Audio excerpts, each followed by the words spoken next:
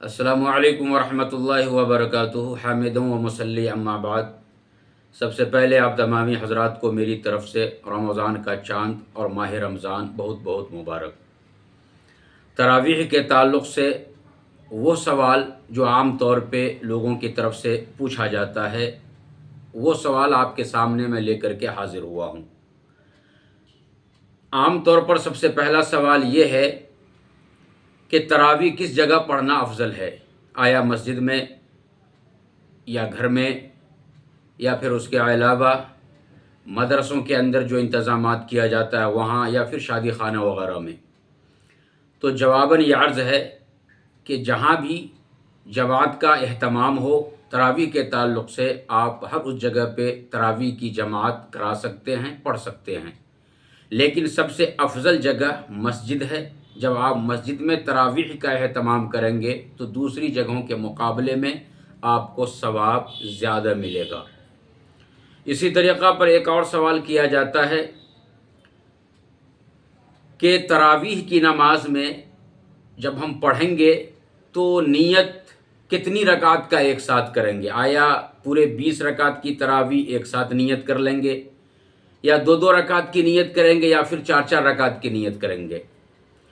तो जवाबन ये अर्ज़ करना है कि अगर आप एक साथ 20 रकत की नियत करना चाहते हैं तो वो भी कर सकते हैं। इसके अलावा अगर आप चार चार रकात नमाज तरावी की नियत करना चाहते हैं तो वो भी कर सकते हैं, और उसके अलावा अगर आप दो दो रकत की नियत करना चाहते हैं तो वो भी कर सकते हैं।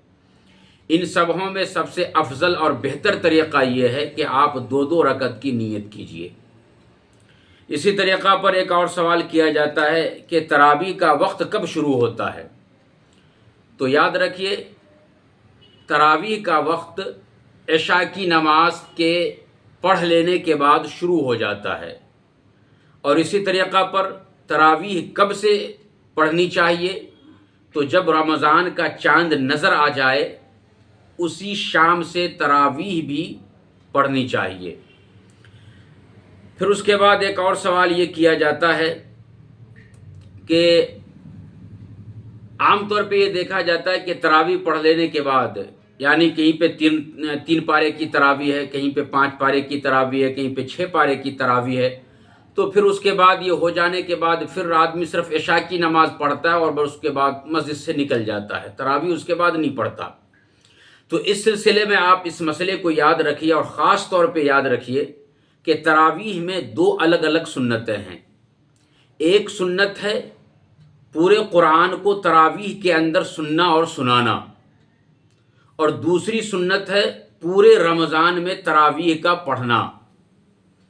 एक सुन्नत के ऊपर तो अल्हम्दुलिल्लाह तकरीबन मुसलमान अमल करते हैं कि एक कुरान कंप्लीट वो करते हैं, चाहे वो 3 पारे के ज़रिए से हो, 5 या 6 पारे के ज़रिए से हो।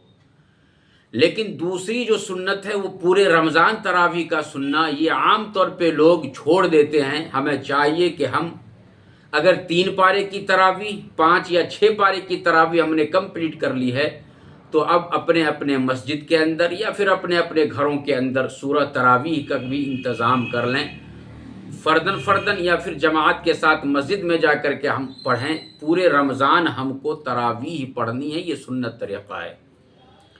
फिर उसके बाद एक और सवाल आम तौर पे किया जाता है कि इशा पढ़े बग़ैर अगर कोई इमाम साहब तरावीह की नमाज़ पढ़ा दे तो क्या होगा। देखिए, तरावीह का वक्त जो शुरू होता है वो इशा की नमाज पढ़ लेने के बाद शुरू होता है। तो अब अगर इमाम साहब ने इशा की नमाज नहीं पढ़ी थी और बग़ैर पढ़े हुए इशा की नमाज उसने तरावीह की इमामत करा दी, तो वो तरावीह नहीं होगी, वो नफिल नमाज हो जाएगी। और जितने लोग भी उस इमाम के पीछे मुक्तदी बन कर के नमाज पढ़े हैं, छे जाए कि वो मुक्तदी लोग इशा की नमाज पढ़ चुके थे, लेकिन इसके बावजूद उसकी तरावीह की नमाज नहीं होगी, चूँकि जब इमाम साहब ही की तरावीह की नमाज नहीं हुई तो फिर मुक्तदी की भी तरावीह की नमाज नहीं होगी। इसलिए जब भी कभी ऐसा मौका आ जाए कि जब आप मस्जिद में गए, तरावीह की नमाज शुरू हो चुकी है, तो सबसे पहले आपको इशा की नमाज पढ़नी है अकेले में। फिर उसके बाद तरावीह के अंदर शामिल हो जाना है। اب यहाँ पे एक और तरीक़ा आप सुन लीजिए, एक मसला कि इशा की नमाज आप तन्हा पढ़ रहे हैं, तरावी उधर शुरू है, इशा की नमाज आप पढ़ लीजिए, फिर तरावी में आप शामिल हो जाइए। इशा के बाद जो 2 रकत सुन्नत मुअक्कदा पढ़ना है वो तरवीहा में, यानी हर 4 रकात के बाद जो बैठा जाता है आराम करने के लिए, जिसको तरवीहा कहा जाता है, उसमें इतना वक्त मिल जाता है कि आप 2 रकात सुन्नत को पढ़ सकते हैं। उस वक़्त में आप 2 रकात सुन्नत पढ़ लीजिए। फिर उसके बाद वित्र की नमाज जमात के साथ पढ़ लीजिए। वित्र की नमाज पढ़ लेने के बाद जो तरावीह की रकातें आपकी छूट गई थी, फिर आप तन्हे तन्हा उस छुटी हुई तरावीह की रकतों को मुकम्मल कर लीजिए। इंशाअल्लाह आपकी नमाज मुकम्मल हो जाएगी। और फिर उसके अलावा एक और मसला पूछा जाता है कि इमाम साहब फ़र्ज़ नमाज पढ़ाए और तरावीह की नमाज कोई दूसरे हाफिज़ साहब पढ़ाए और वित्र की नमाज भी वही पढ़ाए, तो क्या ऐसा करना दुरुस्त है? देखिए, ऐसा कर सकते हैं कि इमाम साहब इशा की नमाज़ पढ़ा ले और तरावीह की नमाज दूसरे हाफिज़ साहब पढ़ाए। फिर वित्र की नमाज अगर इमाम साहब पढ़ाना चाहते हैं तो वो भी पढ़ा सकते हैं, या उसके अलावा हाफिज़ साहब जो तरावी पढ़ाई हैं वो पढ़ाना चाहते हैं तो वो भी पढ़ा सकते हैं। इन दोनों के अलावा कोई तीसरा इमाम या तीसरा क्या कहते हैं आदमी जो मुअज्जिन हो या कोई भी हो जो पढ़ाना चाहता है वित्र की नमाज, तो वो भी पढ़ा सकते हैं। ऐसा कर सकते हैं, ऐसा करना दुरुस्त है। इसलिए कि हज़रत उमर फ़ारूक रज़ी अल्लाह तआला अन्हु जब जमात के साथ 20 रकत तरावीह का लोगों को हुक्म दिया और आपने इंतज़ामात किया, तो हज़रत उमर फ़ारूक रज़ी अल्लाह तआला अन्हु इशा की इमामत कराते थे और फिर उसके बाद हज़रत उबई इब्न काब रज़ी अल्लाह तआला अन्हु वो तरावीह की इमामत कराते थे। तो जब सही था जभी तो आप ऐसा कराते थे। इसलिए अगर हम आज करना चाहते हैं ऐसा, तो ऐसा कर सकते हैं। नमाज तरावी भी हो जाएगी और इशा की नमाज भी हो जाएगी और ऐसी सूरत में वित्र की नमाज भी इंशाअल्लाह हो जाएगी।